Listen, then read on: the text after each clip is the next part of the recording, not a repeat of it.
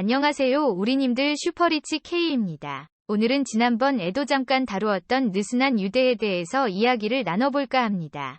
한국에는 속된 말이긴 하지만 부자끼리 다 해먹는다라는 말이 있습니다. 그리고 부자가 되고 싶어 하지만 돈에 대해서 부정적인 인식을 가지고 있습니다. 지나고 보니 부자끼리 친해지거나 가까워지고 자기들끼리 정보를 공유하는 그들만의 리그가 있는 것은 사실입니다. 그러면 우리님들 중에 아직 부자가 아니거나 이제 부의 길로 들어서고 있는 분들은 어떻게 해야 할까요? 저번 편에서 부의 길로 가기 위해서는 관계가 중요하다고 하였습니다. 이것과도 연결이 됩니다. 한국 사람 중에 아인슈타인을 모르는 사람은 없을 겁니다.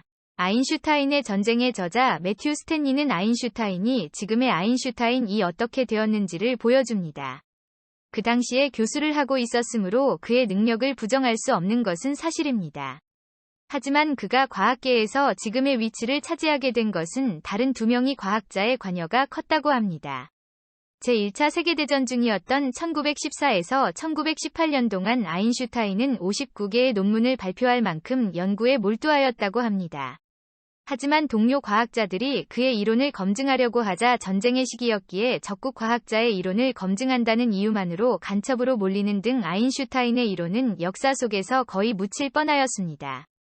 이런 때에 영국의 천문학자 아서 에딩턴은 우연히 네덜란드 천문학자 빌럼 드 지커의 편지에서 그의 이론을 전해 들었습니다.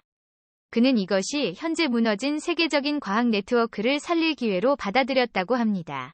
이처럼 아인슈타인의 이론이 세계에 나온 건 아인슈타인과 가까웠던 사람들에 의해서가 아니라 잘 알지 못하던 과학자들의 노력이 빛을 발한 것이었습니다. 위에 언급한 스토리는 우리님들에게는 좀 거창하게 들릴 수도 있겠네요. 그러면 우리 일상생활에서 느슨한 유대는 어떤 힘을 발휘할지 알아보겠습니다.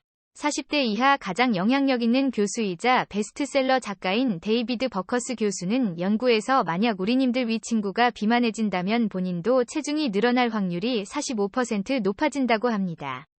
심지어 친구의 친구가 비만해져도 우리님들 이 비만해질 확률이 10%가 높게 나타났다고 합니다.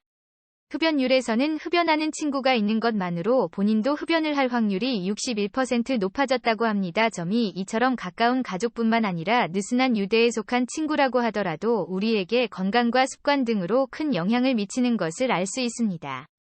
제 개인적인 경험을 말씀드리자면 저는 제 직업과 관련된 카카오톡 오픈 채팅방을 이제만으로 3년째 운영하고 있습니다. 처음 제 의도는 제 전공 관련 학생들과 신규 졸업생들에게 조금이나마 도움이 되는 것이었습니다. 오픈 채팅이기 때문에 그 안에서는 서로 이름도 모르는 익명의 창구이자 느슨한 유대의 완벽한 예입니다. 여기서 저는 우연히 저희 회사가 직원 구인을 하는 것을 말하게 되었고 마침 한 분도 직장을 구하는 게 맞아떨어져서 이번 주부터 저희 회사에서 일을 시작하게 되었습니다. 저는 작년까지 1년에 평균적으로 10명 정도를 인터뷰를 하고 채용할지 말지 정해왔습니다. 왜 이 이야기를 하냐면 제가 운영하는 회사는 인센티브제로서 다른 동종업계보다 나은 대우를 하고 있는 곳으로 자리매김하고 있습니다.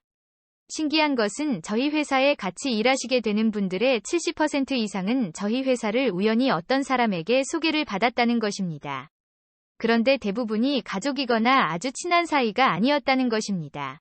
전에 일하던 회사에서 같이 일하던 사람의 소개로 알게 된 경우도 있었고 또는 친구의 지인으로부터 정보를 얻어서 저희 회사에 취직을 하게 되는 경우도 많았습니다. 바로 이런 느슨한 유대 관계에서 우리는 취직 정보뿐만 아니라 다른 귀중한 정보들을 많이 구할 수 있습니다.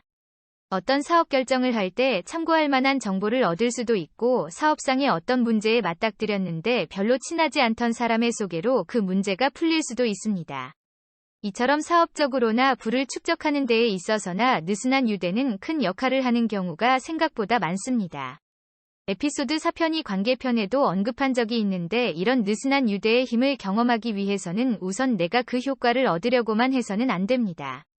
그보다 먼저 내가 느슨한 유대를 통해 타인에게 기회나 정보를 제공하는 사람이 되어야 합니다. 즉, 기회가 있을 때마다 남을 도울 수 있어야 합니다. 이런 성향적으로도 남을 잘 도와주는 사람은 자신에게 어려운 상황이 왔을 때 도움을 청하기도 쉽고 주변에서도 기꺼이 도와주려고 할 것입니다. 그리고 제 경험적으로도 80% 이상의 비즈니스적으로나 재정적으로 성공한 부자들은 남을 도와주는 것을 거리끼지 않는 것을 알 수 있었습니다. 물론 호구가 되라는 것은 아닙니다. 관계를 형성하다 보면 어떤 사람들은 테이커로서 우리님들을 이용만 하려는 사람들도 분명 있을 것입니다. 그럼 우리님들, 오늘은 여기까지 하고 건강하시고 다음 편에서 다시 뵙도록 하겠습니다. 감사합니다.